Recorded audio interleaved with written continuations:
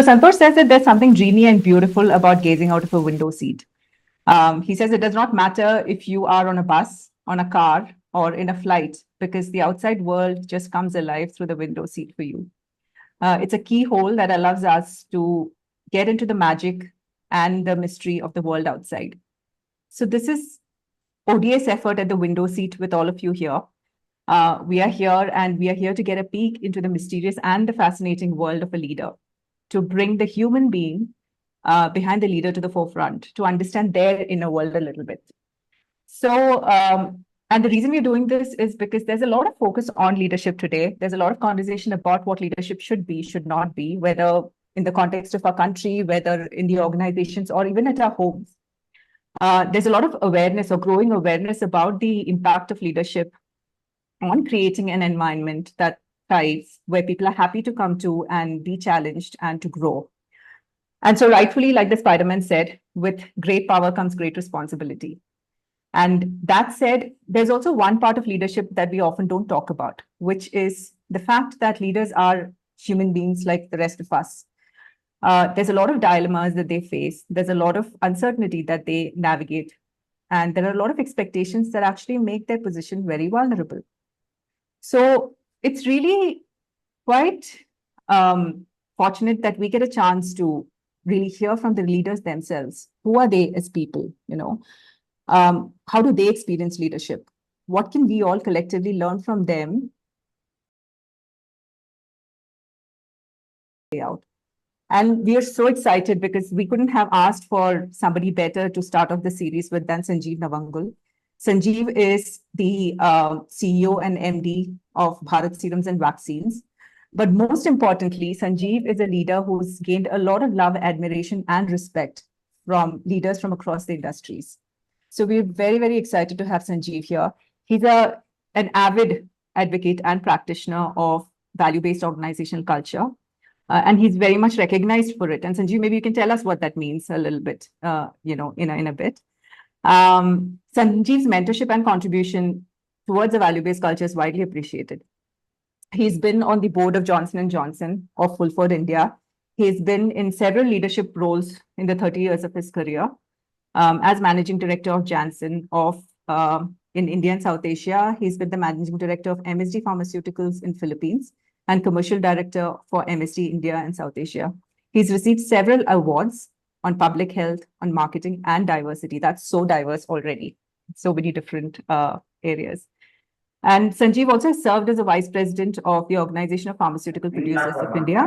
Okay, and also Sanjeev has been a chairman for the American Chamber of Commerce. He's also served as a chairman for Medical and Regulatory Committee. And he's been on the academic board of a few reputed academic organizations as well, like the NMMIS, Pharma Management, IAS Management School, and IIHMR Jaipur. So Sanjeev, very, very happy to have you here with all of us. I'm going to pass the mic to you, and please share with us everything that you feel like, and also perhaps about what has shaped your leadership journey. I think that's something that we'd really love to also understand from you. So over to you. Yeah, first of all, thank you, Sushmita, for a very kind introduction. I would love to actually believe all that, but I think it's a nice journey. I'm at a stage in life where I can look back from the rear view and mirror and say what has been the journey all about. And if I look back at all the journey, I think the number one thing that comes to my mind is the amount of exposure to so many different cultures, people, thinking, understanding, and very, very interesting, diverse people that I came across in my life. And each one ultimately contributes to you if you feel like absorbing something, and makes your journey that much better, and creates not just your path, but creates happiness for you. So it is something that I look back and feel very happy about. It's also about each one finding their own purpose in life and trying to say, okay, this is what I want to do. Opportunities to get them are not always there, which I fortunately went through those opportunities. I also felt that understood what leadership journey means, and part of it is also credited to Santosh for making me understand some of those things. Yeah. So, but the more important thing is the journey. If you ask me from a leadership point of view, has been so humbling that you feel responsible for so many things. You actually feel that you are accountable, responsible to so many things happening around you and a lot of people. And therefore, that teaches one the basic lesson that, look, leadership is always for somebody else. It is not for yourself. There's nothing in it that is of the self. And unless you reach that stage, you don't really fully absorb the value of leadership. And that has been probably the biggest learning, that how do you live for others and how do you ensure that your life is worthwhile for others. If you can't think about it that way, then leadership allows you to go the wrong way also. And all of us go through different moments. All of us go through different experiences. We make mistakes. We sometimes are on the right path. But if the North Star is always the cause, then I think we happen to do well. Fortunately for me, I was in an industry where you could always say you can do good and do well. Now, not many industries you can think of where you can do good and do well. So healthcare has been a boon to me. And the decision I took to remain in healthcare at the very beginning of my career has really helped me, because that's a different leadership that you feel, because you're really, every day's work is worthwhile because somebody's life is being saved or somebody's life gets better because of your leadership.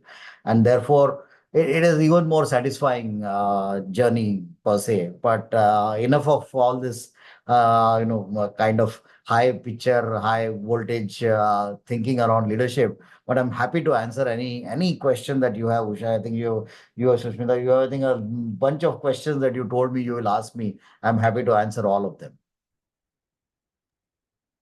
Sure, thanks, Sanjeev. That's what really touched me just now, what you said about the realization that leadership is about serving others, or just, being there for other people. But I'm not, I'm wondering if this is a realization that you had right when you started your journey, or did it come along at some point? And if it did, then how did that change the way you were a leader to others? I think I would be lying, or I would be foolish to say that it all dawned upon me, and I had some sakshatkar or something. And then nothing of that sort happened. It is, of course, learning over a period of time, but it did dawn upon me much earlier than many, I think, I would say, in my career. And I think because I think being open as a leader, and it was quite a change, because I remember Santosh doing some tests with us, and I came across as something called an INTJ, therefore an introvert who. But I had to change my behavior to be very open and allow people to enter my world, and ensure that they. And the first thing, I think, the first few days of leadership, as I was absorbing, one thing I noticed was everybody came to you because they either needed a shoulder or needed a problem to solve. And probably that started to train one's mind that, oh, this is not about anything that I have to do. It's all about what others want out of me. Yeah. And, but at the same time, if you are in a position to drive strategic thinking, then you have to drive your agenda too at the same time. And that conflict was difficult for me to resolve for quite some time in the beginning. I think that for you to drive your strategic vision, you needed to be firm. You needed to go in a particular direction. You wanted to move the ship in that direction. At the same time, everybody used to keep coming to you because they have different problems to solve. They want different things out of the same thing. How do you get everybody to the same place? And then I think two, three things I learned. And one was genuineness. I think you might have a strategic vision, but is it genuine? Second is, are you able to sell the cause to everyone? Like, people come to work because they have a job, but people do and perform because they have a cause. Are you able to give people the cause to go after? And thirdly, I think the important thing was that it is not just about you and the people around you, but if you are in a business like healthcare, then it's all about society and community around you, that you need to serve them also. So their purpose also needs to be satisfied at the same time. So I think this nature of conflicts were not easy to resolve for me. It took some time, but I started to learn from others, from other leaders in different places, and I actually went through various. I actually interviewed a lot of people to understand how they conducted their life and what they thought. And they were very diverse people. I can tell you they were not, I have interviewed politicians, even some of them are very, very active till today, very big senior people. I interviewed a lot of artists. I still remember, asking uh, uh, Bharat Ratna Bhimsen Joshi, asking him that why during music his eyes sometimes while singing his eyes closed, and he said, "Look, he said audience hota hai, but you are talking, your Atma is talking to the Antaratma and Paramatma. So you are there with the audience and you are not there." And he says, it is the same what you do. You have to do in life, that you have to do everything for others. But at the same time, as a leader, you need to also understand that you need to be internally satisfied with what you're doing or be happy about what you're doing. So how do you balance? So diverse people, I talk to sportsmen, all kinds of people and successful leaders. And each one, fascinating. The journey was fascinating. And I think that taught me a lot. So not easy conflicts to resolve in my mind. I think I was more of a good sponge than any great IQ guy. So absorbing was more important to me than my own abilities. I think I worked hard, but the ability to learn from others was probably the biggest thing, and that took me a little bit. That took me some time, but it was a good I think phase where in the initial years of leadership, there are this. Cliched things about the first 100 days or something. I think I never checked how many days or how many months it was. I kept on doing it, and even today I do it. Even today I talk to people to understand what the successful people in life or people who have dedicated their life. It's worth seeing what drives them. There are people who have told me things which have stayed with me, for strange reasons, and what they talk about. I still remember, there is this social activist who became very popular, uh, Anna Hazare. I went to the village, Hirve village, just to see him. What is this man all about? A fascinating man, lives in a 5 by 4 area of a temple. I think one trunk which is broken. I don't think he has anything in his life which is his own. But I asked him, what was that moment when you felt that you live for others? He said, I was in a jeep in 1962 war. I was the jeep driver for the army. I got out of the jeep because I wanted to relieve myself, and a bomb exploded in the jeep, and all the people whom I was carrying died, and I was the lone guy who remained alive. And I said, God has given me second life, so it should be dedicated to others. So yeah, people have strange experiences for what people take decisions. So I think we all have. I had to literally ask people to teach me what all this means. So you're right; it was not easy in the beginning, but others' experience taught me.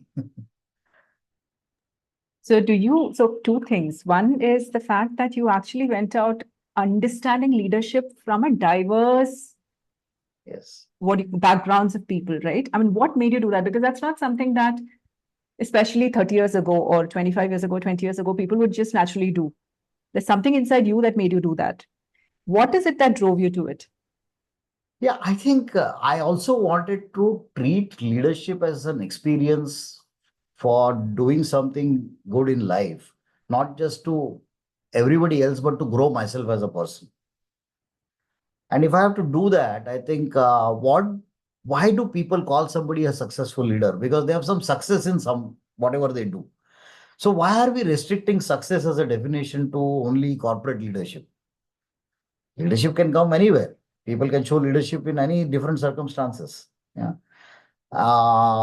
And curiosity was always big with me. since my childhood, since my early age. I was very, very curious as a child and as an adult also.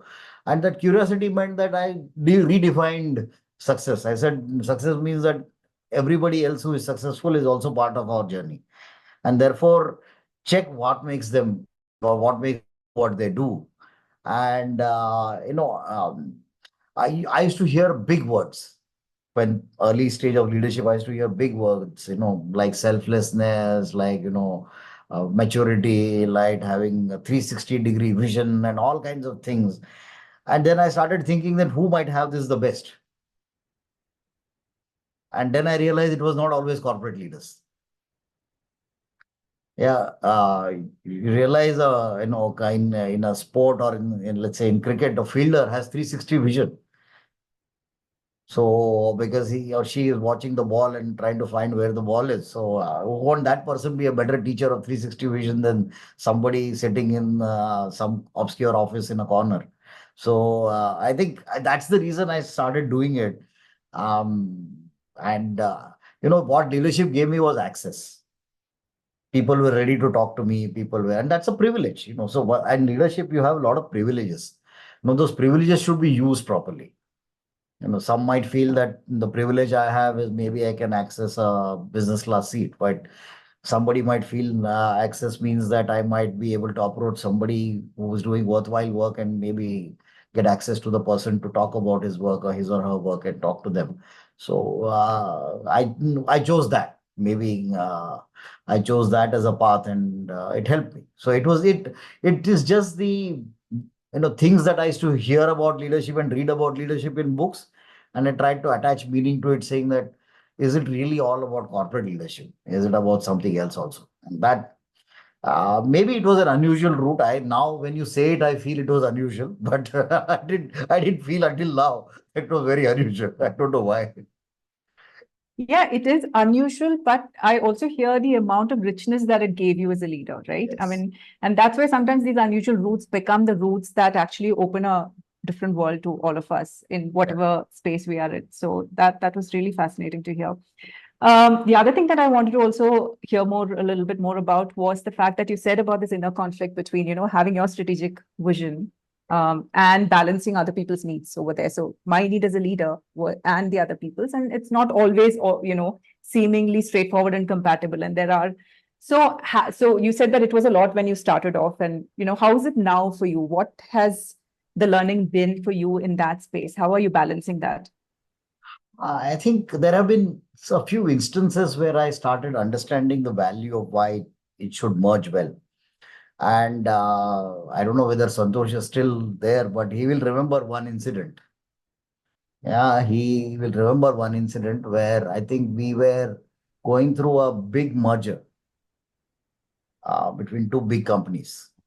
And Santosh was trying to work with the management team on trying to get them together because they came from two different companies and completely different cultures, and trying to get them together. And I was in the joint company, I was the number two. So, but I was very successful from where I came from. So, in the room, there was a sense of unease about what was, about the whole merger and everything and all the discussions that were happening. And there were a lot of questions which were directed towards me when we were discussing in between.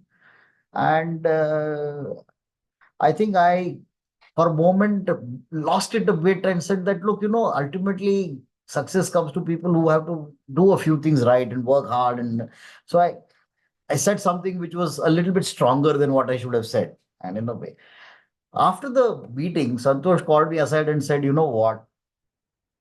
Your people are already nervous around you, which we can see from their eyes. On top of it, you're scaring them. Hmm? And I said, Santosh, I never thought that way. He said, yeah, you are thinking that these people are making you uncomfortable. Do you realize how uncomfortable they are with you? And I didn't realize it. I said, I'm very sorry. I really, I failed to take it. I said, look, he actually taught me a big lesson. He said, look around you and try to see whether you're making sense to everybody. Yeah. I think something he mentioned, if I'm not mistaken, whether he mentioned or somebody else mentioned to me around that time was that you don't have to come to every meeting room and prove that you are the smartest guy in the room.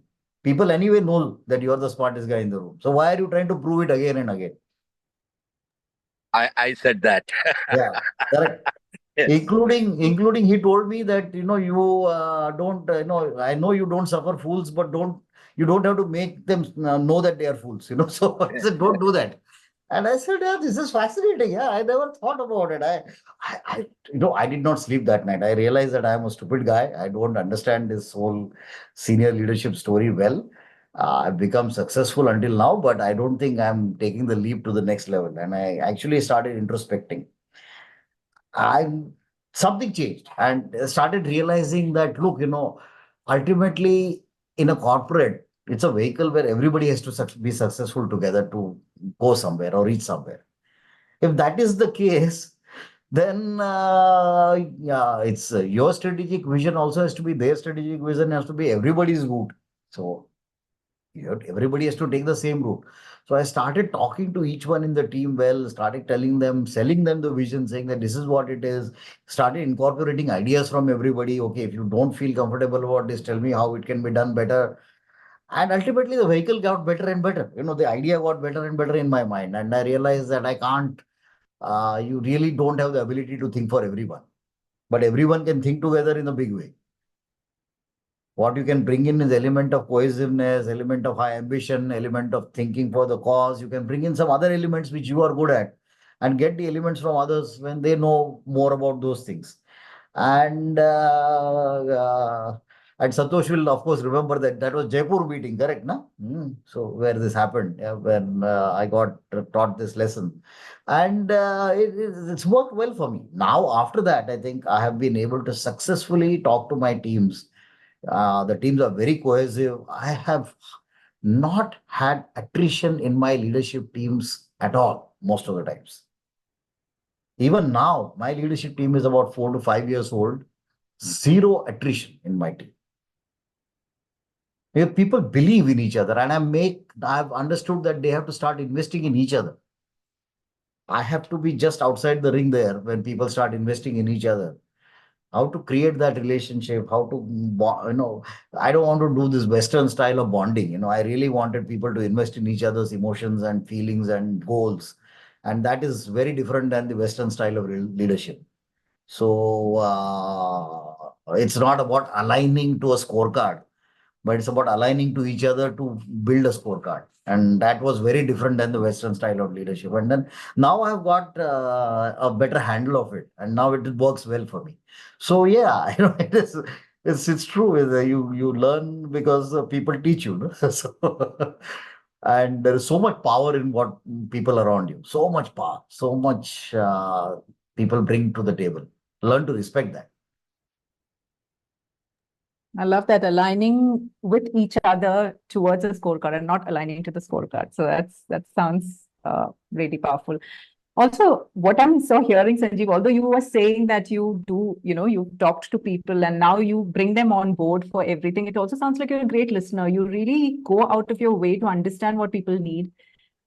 So it also sounds like you sit back, take feedback, whether it's from Santosh, whether it's from your team, and you're somebody who really values it, even though it can be scary sometimes, even though it keeps you awake at night. And that sounds like something that's really worked for you. It has, because you know, God has been kind to make one mouth and 2 ears. So, so if that is the case, obviously hearing, I think even God has told us hearing is more important than speaking. So if that is the case, it's good to hear. Yeah. I also was impulsive. I always wanted to make my point the first. I also wanted to stamp that, look, I understand this better and quicker. I was like that. But I think I started learning that it gets me nowhere. What am I trying to prove and to whom? There's nothing that I have to prove to anybody. Yeah. So once that realization came, I started keeping quiet. I, generally don't speak in meetings unnecessarily. I speak the last.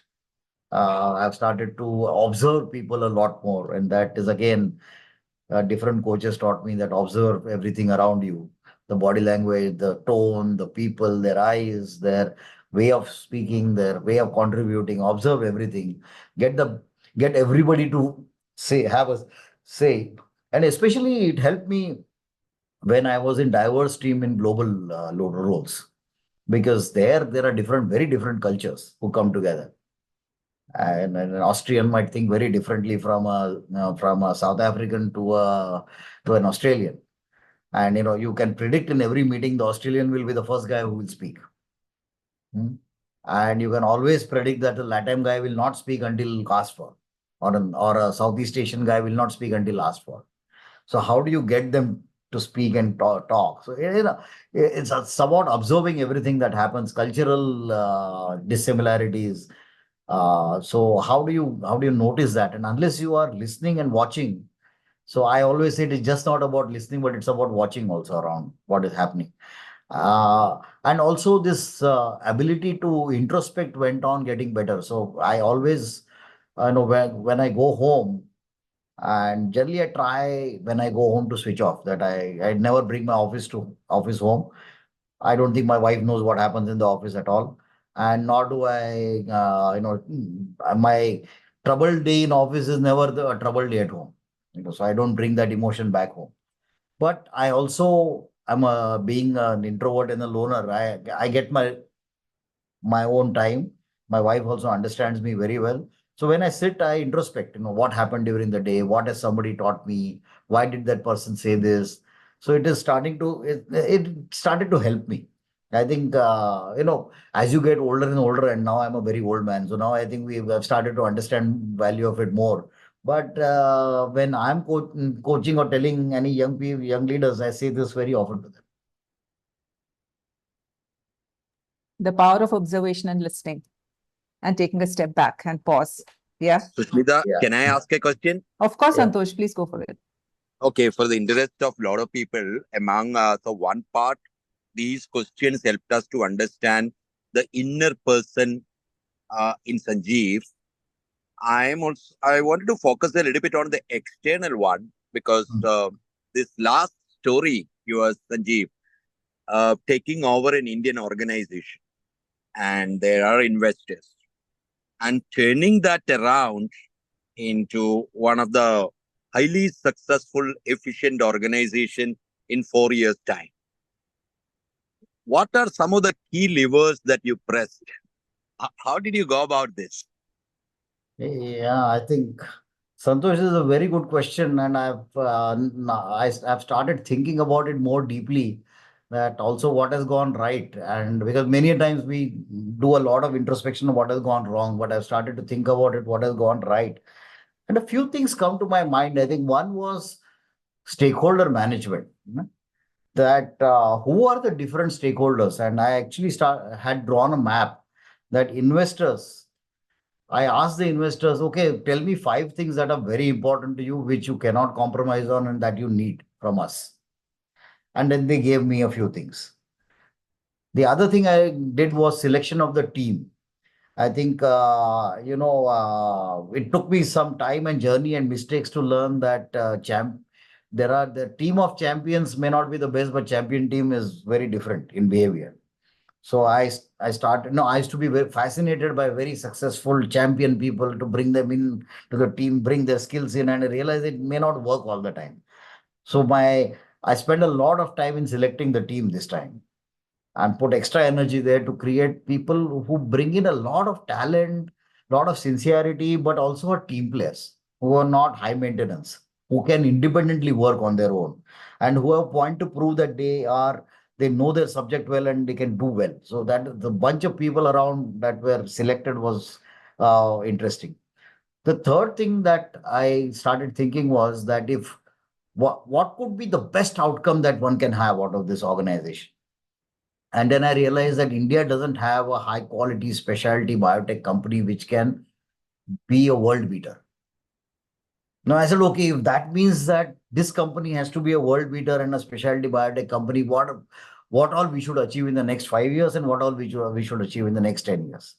I took some inputs from a lot of people and my team also and said, okay, these are the things that we need to do to make ourselves, get ourselves there. Then I started breaking it down and realized that these are the things that we can do every year to get there. I also was careful. I think one of the learnings that I had was not to blow the vision in everybody's face and say, this is where we want to reach and this is what we want to go. People will go gaga for 2 hours and then go back and, get burdened by the fact that they have to reach somewhere.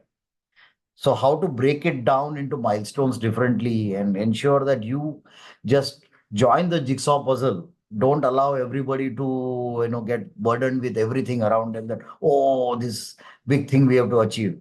I think those, and probably the last thing was that build world-class working environment, that culture building environment that you needed, whatever work you did, test it at world-class level.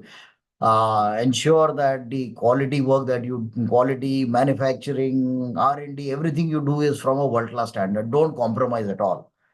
Ensure that company doesn't compromise. People don't compromise. Don't think about it that you're working for an Indian company or an Indian market. Make them more global in their thought process, make them think that this is important, that we achieve those standards. Uh, and also a lot of, people we got in had a lot of thing to prove to themselves in their life that, okay, I can do it and fuel that and individually fuel that. So I used to meet a lot of people around in the company in the initial phase to ensure that their ambition also is helped by us. Um, the I think we had the CHRO is known to Santosh. I think he started working a lot on the culture aspect in the company. And today we have people who, because they got big jobs, left the company. And we have at least 12 people in the last 2 years who came back. They said, no, we could not adjust to any other culture. We just feel so happy and high here that we want to come back and you take us back at the same salary, you take us back in the same job. We are okay, but we want to come back. We want to succeed here. So it started to, and these are ambassadors. These people are ambassadors also. So it helps the company in a big way. Also, people also want their company to be known. So one of the things I consciously did was um, worked on the external image of the company that went everywhere. Actually, I ended up getting involved in a lot of associations, speaking at a lot of conferences and places and seminars, ensure that I'm a little bit more active on social media, which I generally am not, but at least LinkedIn I used extensively. But started to make, and then when those news items and news used to come and the newspapers used to cover us, the people in the company started believing that this is a good company to work for. Yeah, people started getting a lot of pride. And whenever there was a moment of pride for the company, I used to make it a point to publicize in the company like hell. That, oh, the company achieved this and, great job. So people started feeling, oh, this is a very successful company, people getting somewhere. And it is motivating for people. So, it's important to understand that motivation is extremely key to an organization to do well. And you have to ensure that people remain motivated by many factors. So check those factors and do those things. Consciously do those things. Don't shy away from doing it. I never like to spend so much time away from work on home to go to 100 conferences and do things there. But I did that. I said, okay, it is good. Now, of course, I sit back and send a lot of other people to do this because now I don't have to do it. Grooming leaders is more important, so let them be. Let them take all the center stage now.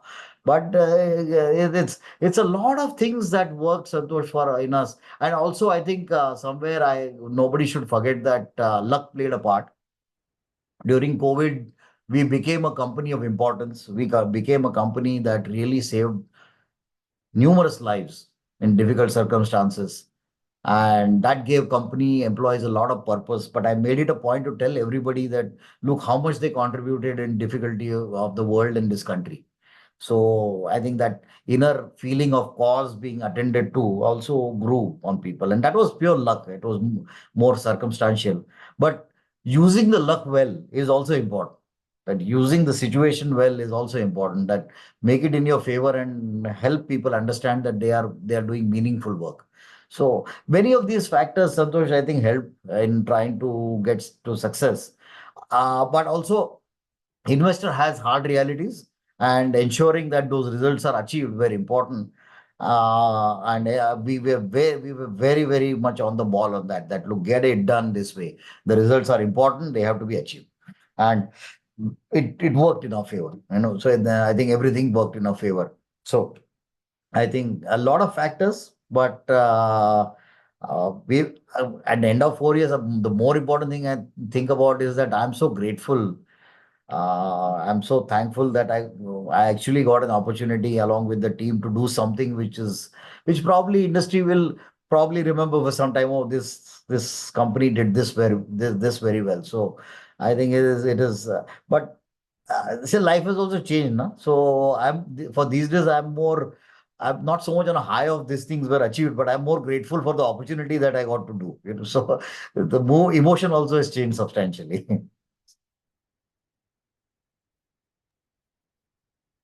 Thanks, Sanjeev.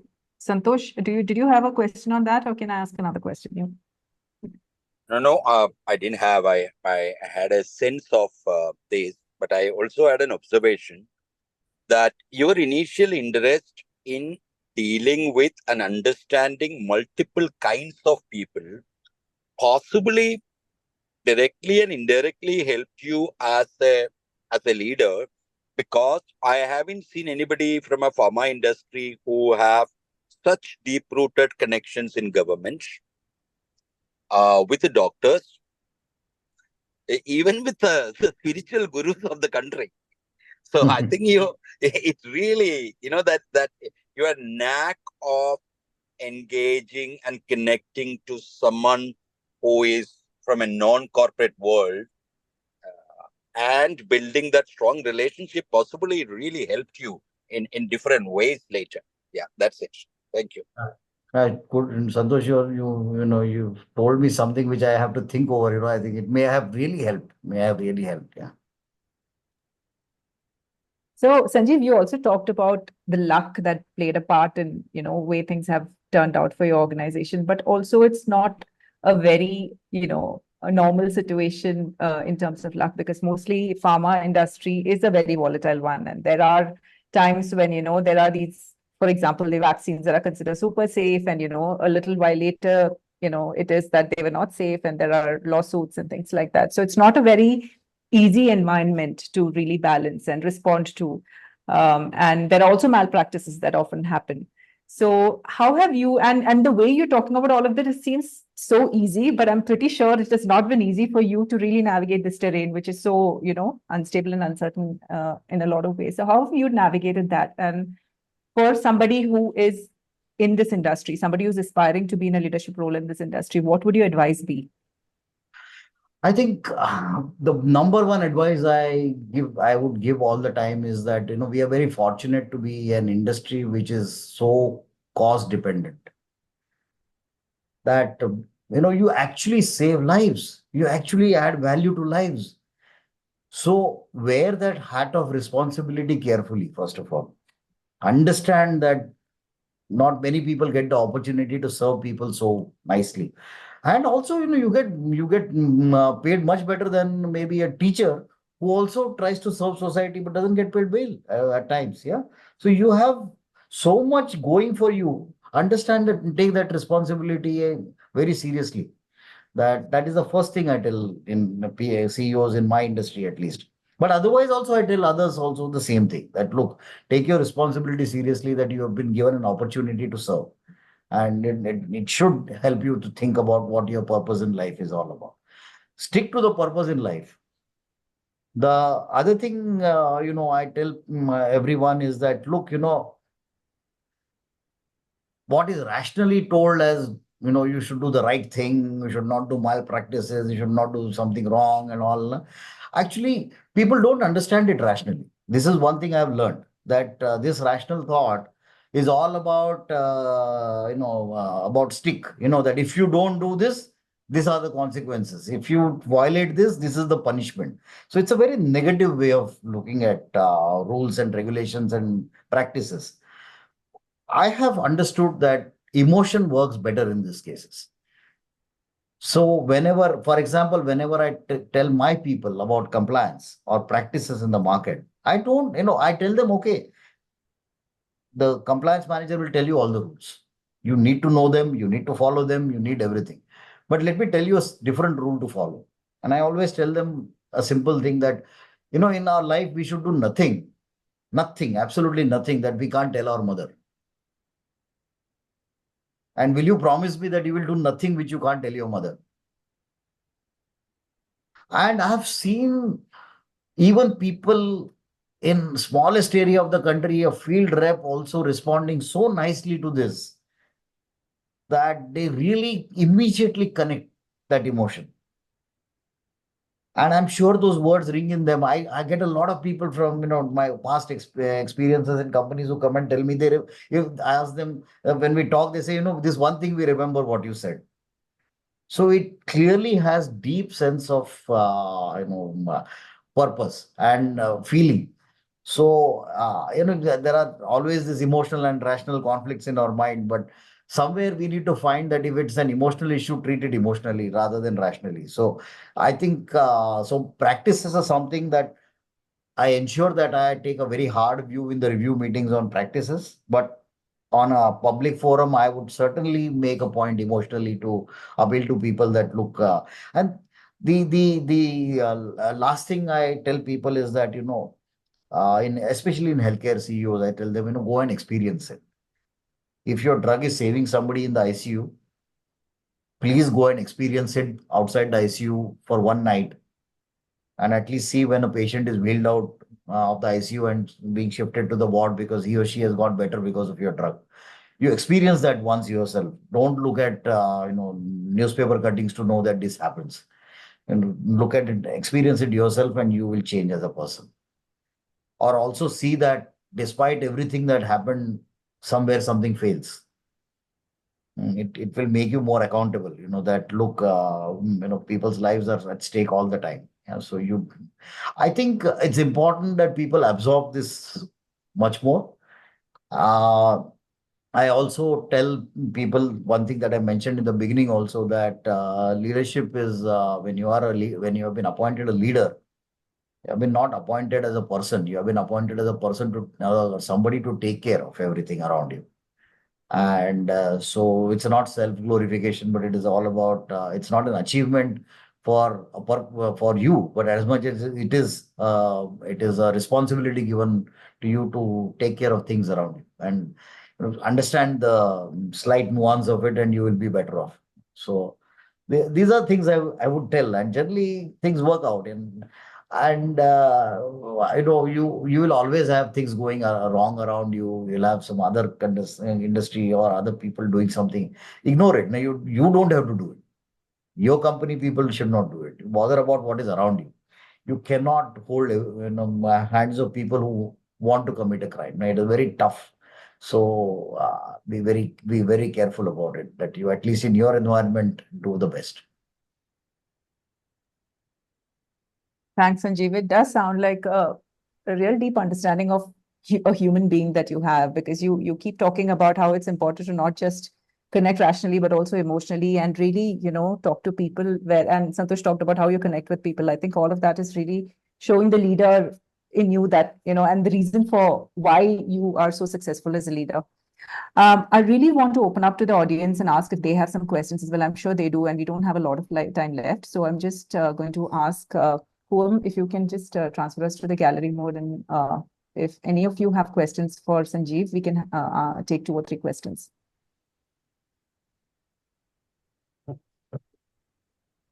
Hey, Sushmita, this is Ashok. Can I go ahead? Yes, please.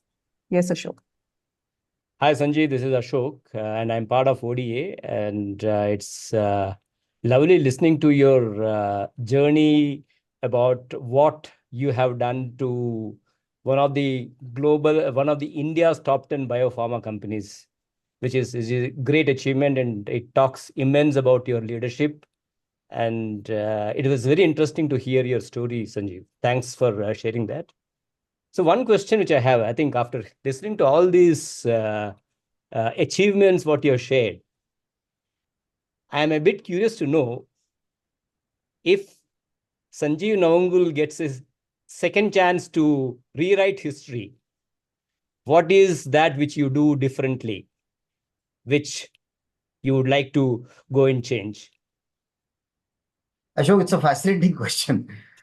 And my answer might be very shocking and surprising in nature, but still, let me say it.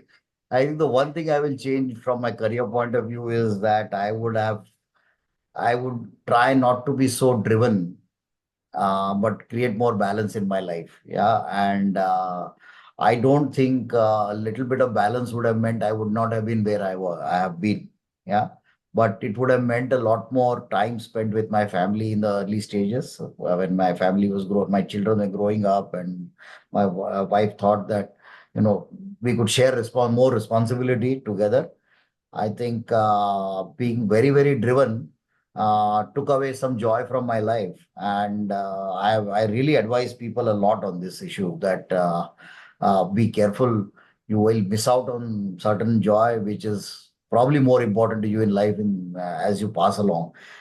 So be careful about this. Career ambitions sometimes drive you in a crazy way and get it all wrong. Yeah, so you have to be conscious of it. So you might be shocked by my response, but that is what I would do differently. The rest of the thing, I think I would say that look, as I mentioned to you about an incident with Santosh, maybe I should have had a coach a little earlier, than in life than what I started having. Yeah, there are two things I would change. Wonderful. Thanks a lot, Sanjeev. Thanks, Ashok. I think we have Narendra who's raised a hand. Narendra, please take the mic. Hello, Sanjeev. Hello, everyone. Good afternoon. My question is, Sanjeev, during the articulation, you spoke regarding Western leadership and Indian leadership, and you drew a distinction. Also, in passing, you spoke about God, right? So I wanted to ask, how has spirituality, if at all, influenced your leadership style? And could you talk a bit about Indian leadership vis-a-vis the Western leadership? So spirituality is not so much of a leadership thing, but it's basically about your own journey. It's about finding yourself more than anything else. And as you try to find yourself, what you sense is you start understanding the world better, understand what is around you a little bit better. And that gives you the sense of humility to accept everything the way it is, not to really react to things unnecessarily, understand that everybody has a role to play, understand that each one is made differently. When you are successful, very successful in the early stage of your career, you can become a Sachin Tendulkar kind of leader who thought everybody is Sachin Tendulkar in the team and had the same expectation. Or you can be somebody else. You can be, like what today you see in Rohit Sharma, no, that he really believes in his people and allows them to be what they are. So I think the spirituality actually helps you understand the world better, understand the environment better, understand people around you better, and that impacts your leadership. So that's, I think, an important aspect. I don't want to. Nobody can overemphasize spirituality, but it is very important in life. I think this is something that is different. And I'm not a critique of Western style of leadership, the second part, what you asked. But what I feel is that it's basically extremely rational and very rule-based and commandments-based. While different cultures react differently to different things. And when I mention Indianness, if you're a leader in India, understand the Indianness of people, understand how what they believe in, how they react in. Understand that they are made differently than maybe somebody from Canada or somebody from Norway. They're made differently. So if they are made slightly differently, their cultures are different. Cultural understanding is important in leadership a lot. And I'll give you a very, very interesting example. That in Germany, when I was working in Germany for many years, in 90s, I used to be frustrated in the beginning that no, people enjoy with each other a lot and they're going out and having beer with each other and nobody's inviting me. But after 3 or 4 months, people started inviting me. And then I realized, you know what, they first wanted me to prove that I am competent and to be good enough for me to be part of their professional team. And once I gained some professional, let's say, respect, they started involving me in the social part of their journey. So it was very different. I have tried to apply the same rule when I went to Philippines. First time when I went to Philippines as a supply chain head for Aventis in 2000, I tried to apply the same rule and it didn't work. It didn't work at all. And I used to find people getting upset with me. And then I realized that here is a culture that you have to be first friends with them. So actually, I used to take the team out for beer and I would go for a dinner and all. I started building very nice relationship, and then they were driven by that emotion that this man is a good man, he's with us all the time, he understands us, and they went all out to work for me. Now, these are two very different cultures. Similarly, India is different. So Indianness has a lot of, there's a lot of pathos in Indianness which people want to believe in each other. People want to ensure that they're successful together. People want to understand, the rules of the game differently. So, if you give them an example in Ramayana, they are very quick to understand. Yeah. But if you tell them that, Philip Kotler told you these things, it's not easy to make them understand. So make Indianness also as part of your leadership. I'm not saying it is the only thing, because the discipline that a scorecard teaches you, balanced scorecard teaches you, is not the discipline that maybe a mythology will teach you or some old story will teach you. But they teach different things. So you have to create the mix in a proper way. But by my point was not one against the other, but as much as it was about blending the right things for the right purpose at the right juncture and time.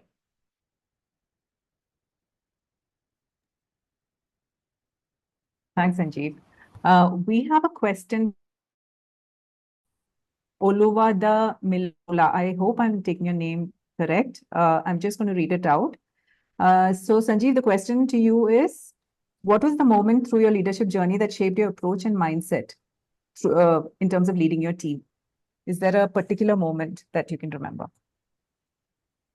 This is a pretty interesting thing.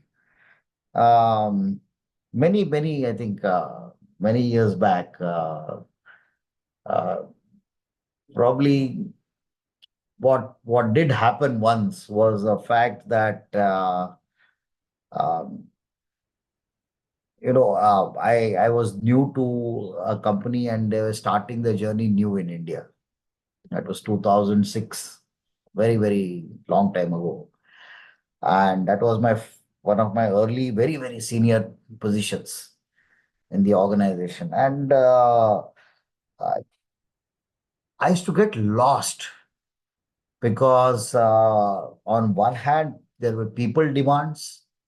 On one hand, there were demands of a new organization to do well and go at a speed which was, F1 race kind of speed, and F1 race on Indian roads, so it was even more difficult. On the other hand, the global company had expectations of a archetype of a leader, archetype of what scientific understanding you have about, great understanding of science you have to really be successful about everything. So the amount of demands around me were so many. And I actually broke down internally. I said, "Boss, this is just too much. I just don't know how to handle this. Have I taken a step which means that I have gone, allowed Peter's principle to hit you, that you have reached a position of your incompetence now?" And it made me nervous. It actually made me nervous. And I actually took a couple of days off and I said, let me relax and answer this question. And it's good to answer this question. It can go either way. It's fine. In life, you make decisions. You sometimes realize that you're not competent enough to do something. It's okay. No harm done. You're meant to do something. You will do it. And I actually started. You might see, you might find this complete madness. But I actually started roaming around the hospital of AIMS in Delhi. And I started sitting down on the street and talking to the relatives whose patients were admitted inside the hospital, who were shifting from smaller villages, shifting from different places, just to be with the ailing relative of theirs and dropping everything in life. I started asking, I literally took, I think, met about 12, 13 people and talked to them about their experiences. What made them give up everything? What made them do this? Why is life so important to them, of the relative who is admitted? What has caused this? How have they emotionally dealing with it? How are they financially dealing with it? And I realized that they're dealing with far more than what I think organization demands of me. I'm not even, this is just the tip of the iceberg. And I was shocked, how stupid I was. Thinking of challenges that overwhelmed me, where really they were not real, that kind of challenges which cannot be overcome. Some with hard work, some with relationships, some with understanding, some with homework. You could solve those. So I went back after, I think, couple of days back to office as a completely new man. And that has stayed with me. So I don't know whether I'm actually answering the full question, but one of the incidents I remember in my life is that talking to the relatives at AIMS outside the campus on the street, literally sleeping on the streets, made me realize what challenges were in life. Yeah.